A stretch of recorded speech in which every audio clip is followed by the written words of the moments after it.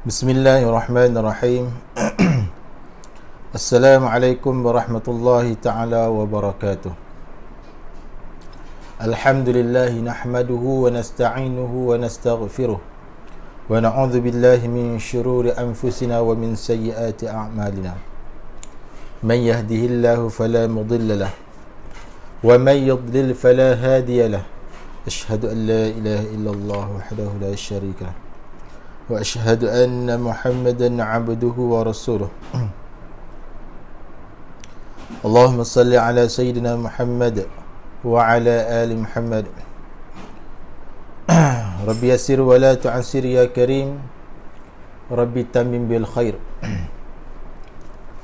Alhamdulillah, syukur kita kepada Allah Subhanahu wa taala. Pada petang ini dapat sama-sama sekali lagi kita bertemu secara live ataupun siaran langsung bagi meneruskan perbincangan, perbahasan ataupun ulang kaji pelajaran tajwid. Tuan-tuan, puan-puan, muslimin, muslimat yang dirahmati Allah sekalian.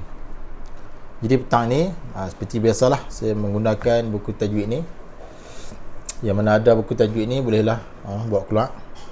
InsyaAllah petang ini kita akan bahas ataupun kita akan bincang pada pelajaran yang ke-16, muka surat 67. Muka surat 67, pelajaran 16, tajuk dia adalah qalqalah. Saya yakin dan saya yakin ramai lagi di luar sana, ramai lagi yang masih belum faham apa itu qalqalah dan bagaimanakah cara membaca hukum qalqalah.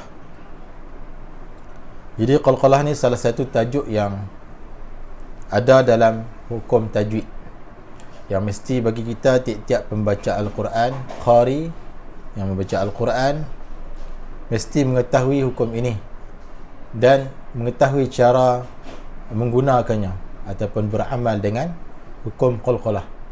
Tuan-tuan, perempuan, muslimin, muslimat yang dirahmati Allah sekalian. Jadi qalqalah ni bahasa Arab. Qalqalah bahasa Arab lah. Baik, dalam kitab ni ada sebut. Qalqalah ni bahasa Arab. Terjemahan dia memantul suara ataupun suara tu berpatah balik. Memantul suara ataupun suara tersebut berpatah balik. Itu maksud qalqalah. Kalau kita buat contoh yang mudah kita nak nampak, kita ambil bola sepak lah, bola sepak yang baru beli tu. Kita ambil bola sepak yang baru beli tu. Kemudian bola yang baru kita beli tu kita lambung dan dia jatuh. Dan dia jatuh, dia akan berpatah balik, dia akan melompat balik. Baik, melantun itulah dipanggil qalqalah. Itu contoh bagi bola lah. Kalau bagi huruf ni, dia berpatah balik, suara tu berpatah balik. Suara ni contoh dia huruf qaf, aq, qa, aq, qa. Dia berpatah balik. Ta, aq, ta, aq, ta. Dia berpatah balik. Dia tak aq, aq, aq. Dia out pa, dia berpatah balik suara tu, mantul. Ba, ab, dia tidak ab. Makhraj tu dia punya patah balik lah suara tu lah, suara huruf tu. Ab. Maknanya ba ni makhraj dia di bibir, rapat dan buka balik lah. Kalau ab, rapat terus tak buka, memang tak jadilah qalqalah tu. Jim, tu.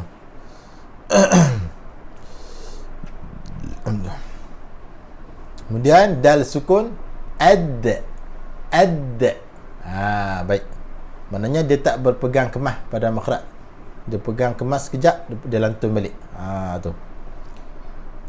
Baik, jadi huruf ni ada 5. Qaf, ta, ba, jim, dal. Qaf, ta, ba, jim, dal. 5 itu adalah huruf qalqalah. Baik, kemudian dalam kitab ni dia kata qalqalah terbahagi kepada dua lah, dia kata dalam kitab ni lah. Baik, yang pertama qalqalah kubra, sughra. Yang pertama qalqalah sughra. Pantulan sughra ni maknanya kecil. Qalqalah sughra ni macam mana? Ialah qalqalah kecil, yakni tidak begitu kuat pantulan suaranya. Qalqalah kecil ni, qalqalah sughra ni, suara dia tu, pantulan dia tak kuat sangat. Iaitu apabila huruf qalqalah bersukun asal lah.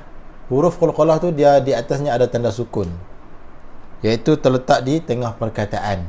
Kebiasaan huruf qalqalah tu dia berada di tengah perkataan, tengah kalimah, dan dia bertanda sukun.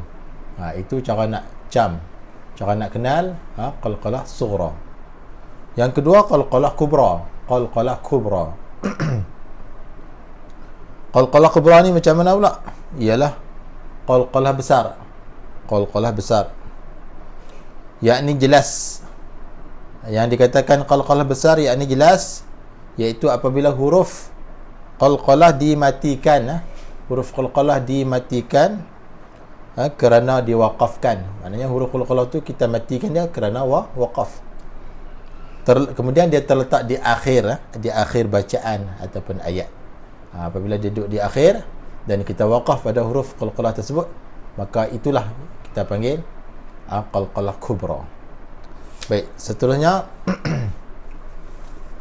ini adalah contoh bagi qalqalah sughra.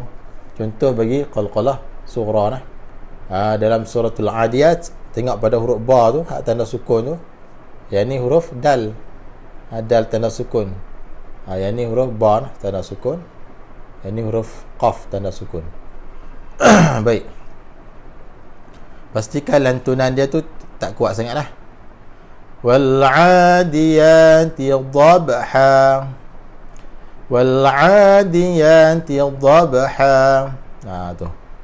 Kemudian yang kedua, fal muriyati qadha. Yang ketiga, fal mughirati subha.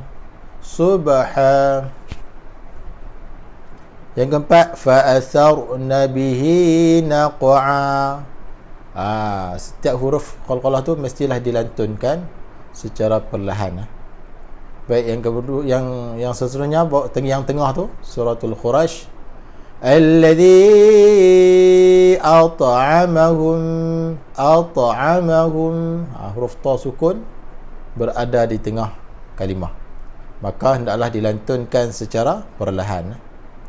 Kemudian seterusnya bawah tu, lam yatmithhun.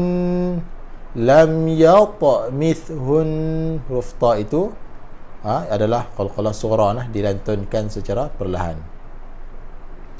Kemudian bawah lagi, fi maq'adi sidqin. Huruf qaf sukun dan dal sukun berada di tengah kalimah, maka hendaklah dilantunkan huruf qaf itu dan sad dan dal itu secara perlahan. Dan yang terakhir, alam yaj'al kaidahum fi taqlil. Pada huruf jim itu hendaklah dilantunkan secara perlahan, kerana ia adalah qalqalah sughra, qalqalah kecil. Baik, kemudian kita tengok pula contoh bagi qalqalah kubra. Nak kenal dah, kita waqaf pada huruf qalqalah, kemudian yang mana huruf tersebut berada di akhir ayat. Contoh dah, hadza wa inna lit-taghina la syarra ma'ab. Kena lantunkan huruf ba itu dengan kadar yang kuat sedikit daripada sughra tadi. Tu ma'ab. Kemudian yang kedua, hadza falyadhuquhu hamimun wa ghassaq.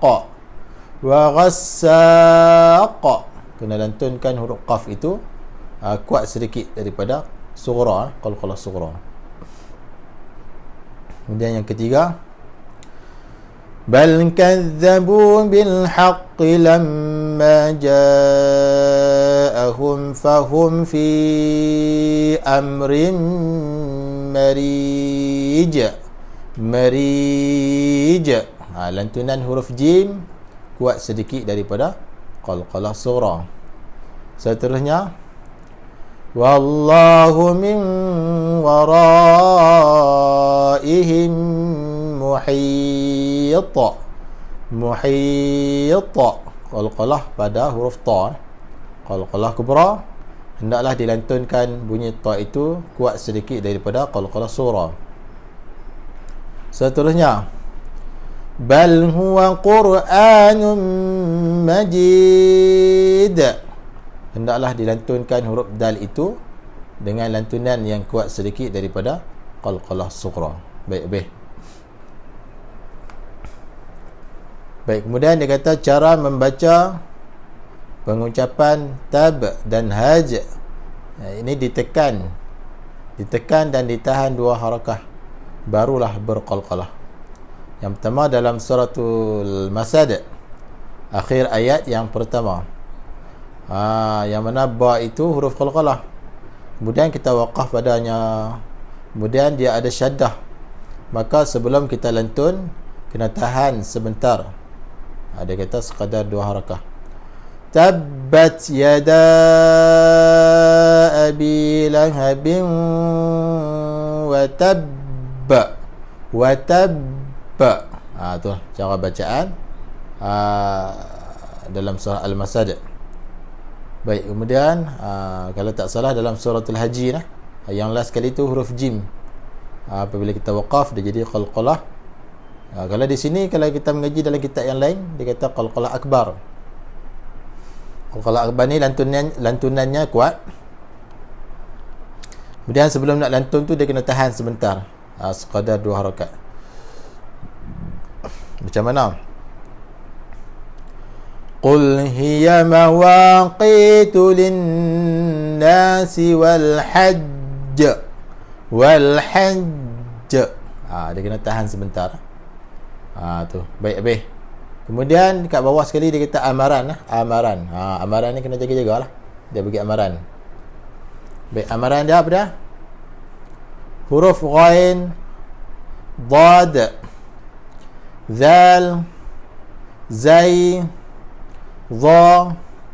Dia kata bukan huruf qalqalah. 5 ni bukan huruf qalqalah. Cuba baca dia.